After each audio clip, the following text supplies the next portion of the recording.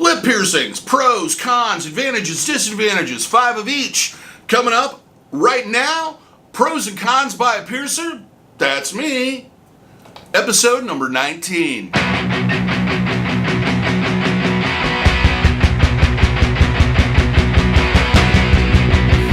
For those that are new to the channel, my name is DaVo. I'm a professional body piercer and have been since 1994. I'm the owner and operator of the Axiom Body Piercing Studio located here in Des Moines, Iowa, inside Skin Kitchen Tattoo. So when I talk to you about this, I'm talking to you at a level of expertise of doing this piercing numerous times and having people heal it out and going through the process with them.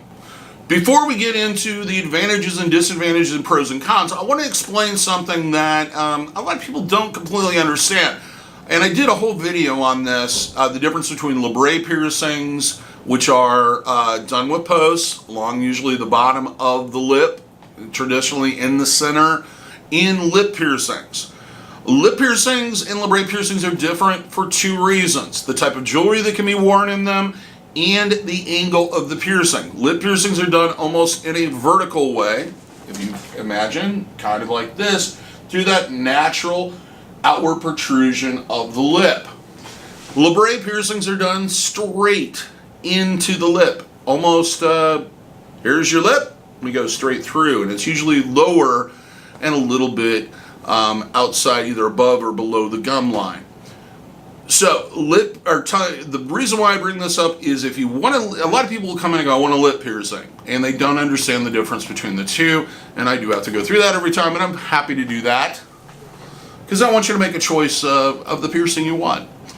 But a lot of people don't understand the limitations that because of a labret piercing and the angle that it's at, putting a large ring in it is going to be an issue. So if you are planning on wearing rings or curved barbells in this particular piercing, then I would suggest getting a lip piercing. If you are more in that line of wanting to get a stud, then get a labret piercing. And I'll be doing one of those on pros and cons here in the future. Look forward to that here in a week or two. So let's get to the heart and the meat of the situation. Pros, cons, advantages, disadvantages. I'm going to give you 5 each. We're going to start with the pros, the advantages. This piercing, number 1, this piercing has a long and drawn out history of healing with little or no issues. It's a fairly easy heal for the most part. This piercing is not something new. In fact, it's actually based on many ancient cultures that did this piercing. People have been doing this for thousands of years, probably, with little or no problems. Millions upon millions of humans at some point in human history, have had this piercing done. The difference now is that it's done with metal opposed to other materials, more away from the natural materials that were hardwoods and etc. that most of these ancient cultures used. Number 2, because of the angle of the piercing and the type of jewelry that's worn in lip piercings, you have less contact with teeth, gums, in the bone structure of your mouth. So it's less likely to cause damage to those things. Unlike a labret piercing, which is going to have a disc in the back that's going to be in constant contact with either your teeth, gums, and possibly even the bone structure in your mouth. Number 3, lends itself to multiple different styles of groupings. There's a lot of very popular types of piercings like snake bites and etc. that are based on lip piercings. You can do as many as you want pretty much on your lower lip. I don't know how it'll affect eating and drinking, but you basically, it depends, the number of piercings you can do really depends on how wide your mouth is. But it lends us well to that. Quick heal. This piercing tends to heal fairly quickly, anywhere from roughly about 8 weeks to 10 weeks. They're pretty much gone through their first initial healing or first or second initial healing period and are no longer an open wound. Number 5, doesn't affect sleeping as much as other piercings do because of the position. Most people don't sleep flat down on their face. If you sleep off to one side or the other, it may affect it a little bit, but not as much, say, as like an ear piercing would or even a nostril piercing. It tends to be more impact or more tight to the body, doesn't get as much travel or as much contact. So now that we've gotten through the advantages, let's go on to the disadvantages, the cons. Number 1, With any oral piercing, there is risk to doing damage to enamel erosion, gum erosion, and softening of the bones inside your mouth. These piercings, like I said earlier, are positioned more outside the mouth with less contact, but you do need to understand that going in, that these piercings, or lip piercings, can lead to these issues. Out of all the oral piercings, it is probably the least risky, but that does not change the fact that this piercing does have that risk. Number 2, you are limited to the type of jewelry that can be worn in this piercing. You are stuck with either rings or curved barbells in some cases. Usually you do not want to wear labre or stud style jewelry because the disc would be at the top of your mouth and constantly get caught and snagged on teeth. So you're kind of limited by what is going to work and not work. Number 3, swelling. Like any oral piercing, this piercing will swell. Sometimes not until the second or third day. It has a tendency to kind of look great for the first night or two, and then all of a sudden flare up and look be very uncomfortable. And because of the swelling, you are going to need to change your diet. You are going to need to consider cutting back on certain activities that may involve moving the mouth a lot. I would cut down on speech, etc., especially in that first 3 to 5 days. You want to cut down your intake of tobacco, alcohol, cannabis, hot and spicy foods, things that may agitate your mouth until the swelling's done. Number 4, can limit employment affect how you are socially accepted. This piercing is not one of those piercings that most people are used to seeing. It can, depending on where you live. If you live in a large metropolitan area, it may not be that big of an issue, but if you live in a smaller area or a less populated area or a more conservative area, this piercing will affect how you can get how and where you can be employed, and it can affect your income. You should consider that going in. The other thing is that the scar tissue usually is not too bad, but if they look close enough, they'll be able to know that you at least once had one. That can point, depending on how prejudiced the person is, can affect that.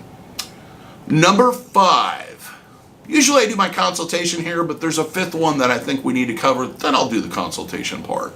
Number 5, you cannot remove the jewelry for long periods of time. There is exceptional people that can take oral piercings out and leave them out for 2-3 days and not have problems reinserting it. I've even had clients that have kept them out for months and had no problem reinserting the jewelry. However, most people, because you generate tissue so rapidly in that area of your body, removing the jewelry for any extended period of time will cause the piercing to close. So, if you have a situation where you're going to be employed somewhere that's going to make you remove the jewelry, if you're involved in sporting activities or any competitive hobbies, they're going to require you to remove it, acting, dance, all that stuff, this may not be the piercing for you, and you should understand that going in, that you will probably lose the piercing if you remove it for like a performance or for a game or what have you. So keep that in mind.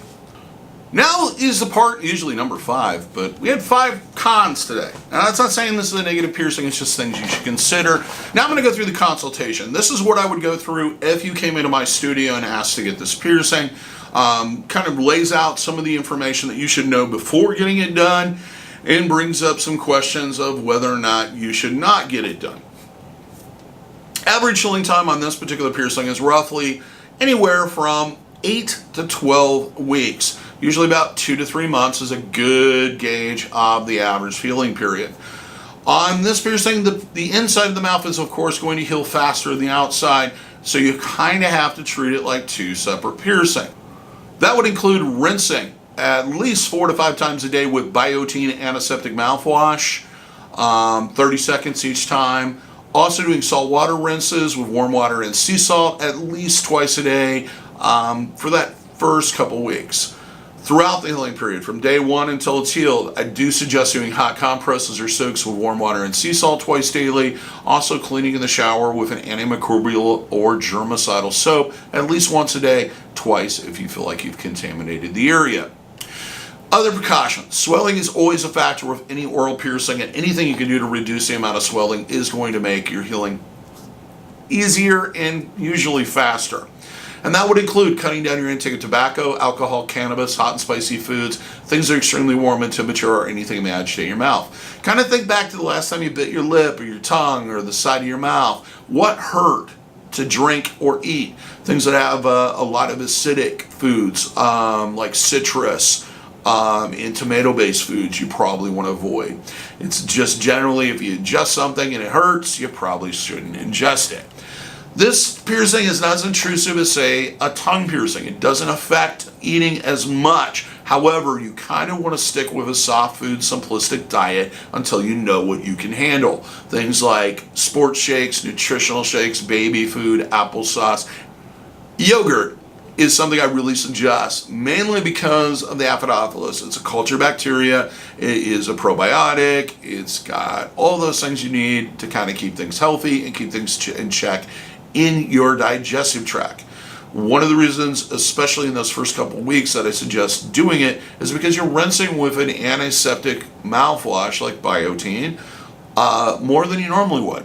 So there's always this possibility of creating a bacterial imbalance. Also, if you're on antibiotics or anything that may affect the GI tract in the same way, I would suggest pumping in the yogurt. Not only that, it's easy to eat. Put a little bit of granola in there, and you're going to have a lot of things that your body needs to heal properly. Now, let's get into cross-contamination prevention. Common sense things: washing your hands before you handle it, no oral contact or exchanging of bodily fluids on or around the piercing. That does include deep mouth kissing or sexual contact for a minimum of 8 weeks. You are more acceptable to STDs during oral sex even after the piercing is healed, so always practice safe sex the way you're supposed to when you switch partners. Keeping your environment clean: clothing, bedding, towels, anything that may come in contact with it. Not submerging the piercing in bodies of water you can't control the quality of, which is everything but your own clean bathtub. Also avoid contact with unclean objects, telephones, any type of face mask, anything that covers the piercing needs to be cleaned on a regular basis or completely avoided. If you use anything that comes out of a spray can or squirt bottle in your hair, you want to shield it with folded up paper towel. When you go see the beautician or the barber, you want to do the same thing. You want to keep pets away from it. Don't let them sleep in the bed with you. Do not share food items or utensils with anyone. Make sure that your own utensils are cleaned on a regular basis. I generally suggest that you either disinfect your toothbrush or you start with a fresh one the night of the piercing. So, additionally, as far as lifestyle changes, of course, you don't want to sleep on the piercing. If you're involved in any type of activities that are going to require you to remove the jewelry for any short period of time or lengthy period of time, including sports, as I mentioned earlier, hobbies, competitive hobbies, things like medical procedures that you may be having where they're going to require you to remove all your jewelry. If you have any of that stuff coming up in your life, it might be best to wait until after the piercing is completely healed. Even then, every time you take that jewelry out and leave it out for an extended period of time, you're risking the piercing closing. You could possibly put a retainer in, but you may want to just wait to get this piercing until after you're done with those activities or medical situation. Do not sleep on the piercing, I think I already said, but I'll say it again. Avoid anything that's constrictive, abrasive, or blocks the flow of oxygen, helmets, etc. Well, that pretty much covers it. I think I've hit everything I needed to tell you about lip piercings. Hopefully, this has given you enough information to know whether or not this piercing is right for you. Whenever in doubt, when you go in and you get this piercing done, if you have questions about anything additionally, it's always a good idea to ask the piercer. And now you have some questions to ask and maybe a little bit more knowledge. That's the whole point of these. If you feel like I missed something or have something to add to the conversation or have a question that I didn't answer, go ahead and leave a comment. I'll be happy to answer that when I have time. If you disagree with something I said, or you had a different experience, or you would like to add something from your experience of having this particular piercing, please comment. If you like the video, please give me a thumbs up. Let me know that you did. If you like videos on piercing and tattooing with an educational level of trying to educate people of this, please subscribe. We post roughly anywhere from 3 to 4 new videos a week. Working on a couple new series that should be coming out with more of a focus on tattooing. So subscribe, hit that notification bell, and be notified every time we post one. Other than that, have a lovely day. Here's hoping all your piercings heal easily and without issue. And if you're in the Des Moines, Iowa area, I hope to see you for your piercing needs in the future.